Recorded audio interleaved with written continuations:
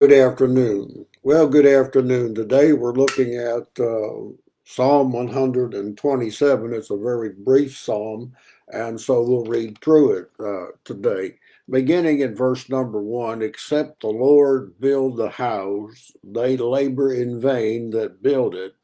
Except he keep or guard the city, the watchman waketh but in vain.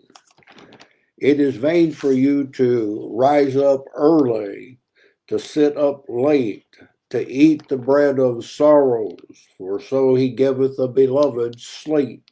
Lo, the children are a heritage of the Lord, and the fruit of his womb is his reward.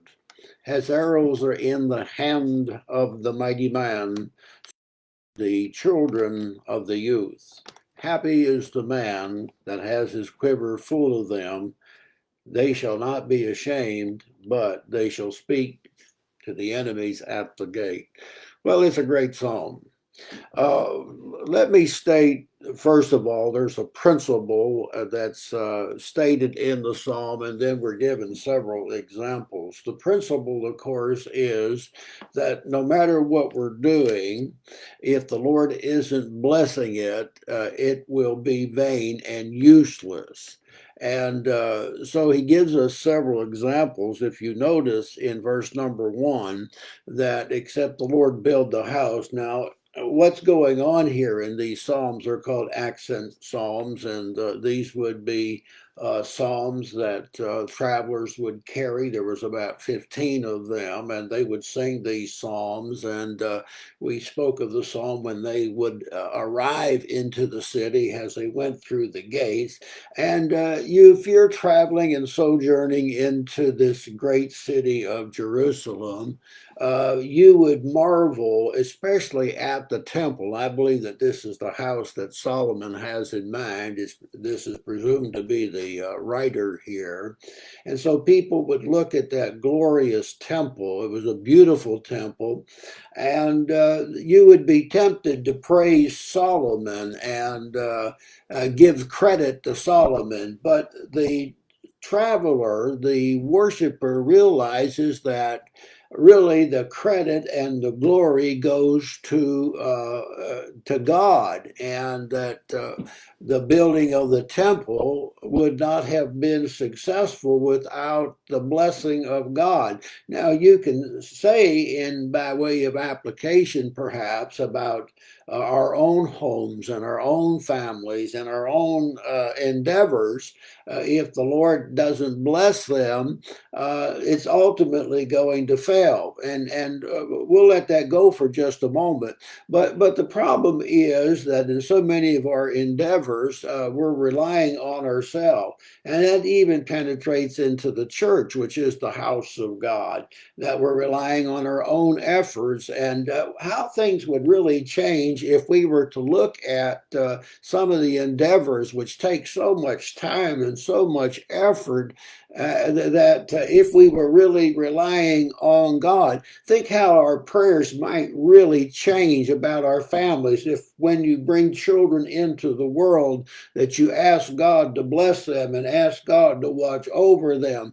And it's important to say that, because in our culture, we're so independent and we sort of put God to the side, and we're not really relying so much as we ought to in some of the things that we are trying to do. So he's talking about even the second example, and he's not saying that we ought not to work and work hard and put great effort into it. And that's exactly what happened in building the temple or building a house or building a home. And the second example, you can see it's the city of Jerusalem, because he speaks of the watchmen, and these were people that would stand on the walls and they would guard the city. They needed needed to be alert and they could watch out for the enemies. And as you can think about, as the traveler came into the city, how he said, boy, look at these policemen up there. You know, we can sleep at night, we can rest because they're guarding the city.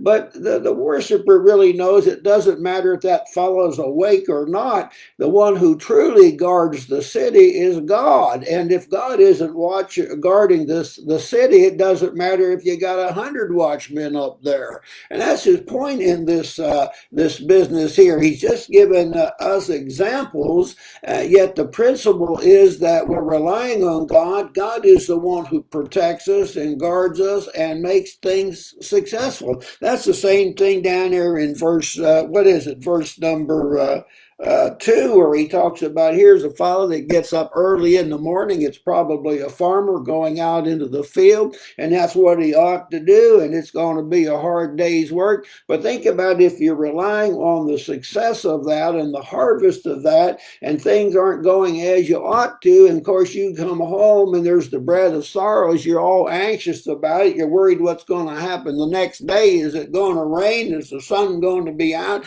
And you go through all of this, you see, and this is, of course, a case in which a person really isn't depending on the Lord, and he can't sleep. And by the way, there's a variant reading in this where it says in his sleep, and the idea there would be, if that's the correct way to look at this, is that God is still, while you're sleeping, God is still at work and getting the job done. Isn't that amazing? Because that's exactly what happened with Solomon. If you remember, God came to him in a dream. I mean, he's sleeping. I mean, he's not up at night making plans. He's just asleep, and God is blessing the work, you see. So that's an important thing, is it not? So the point in this whole psalm, and think about it, I want to say it again as you begin your day and you're thinking about whatever you want to do, whether it's church or whether it's the home or whether it's business.